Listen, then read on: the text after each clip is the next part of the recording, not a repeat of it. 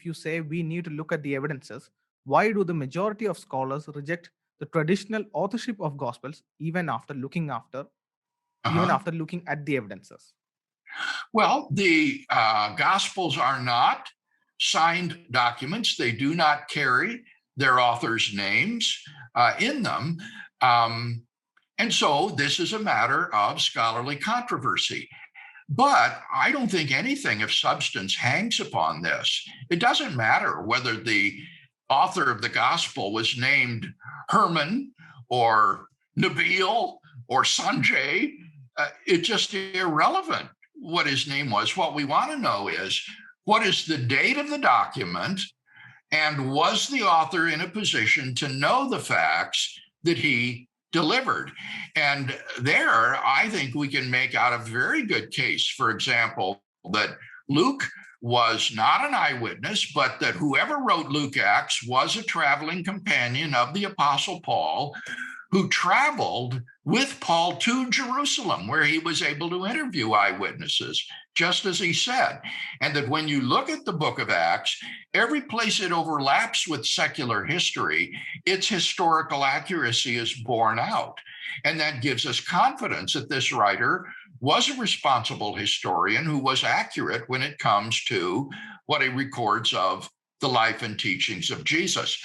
Moreover, one of the most important discoveries of modern New Testament scholarship is that what is really important is not so much the Gospels themselves, as rather the sources that the Gospels used, the prior traditions that go back even closer to the life and ministry of Jesus.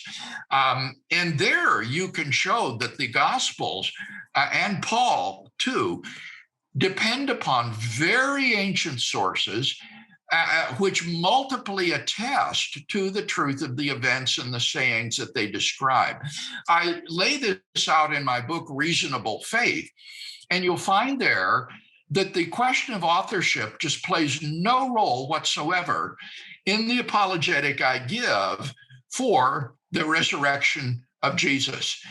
So that even scholars who deny the traditional authorship of the Gospels are persuaded of the historicity of facts like the crucifixion and death of Jesus, his burial by Joseph of Arimathea in a tomb, the discovery of his empty tomb by a group of his women followers, the appearances of Jesus alive after his death to various individuals and groups, and the fact that the original disciples suddenly and sincerely came to believe that Jesus was risen from the dead, despite having every predisposition to the contrary. Those facts do not depend in any way on accepting the traditional authorship of the Gospels.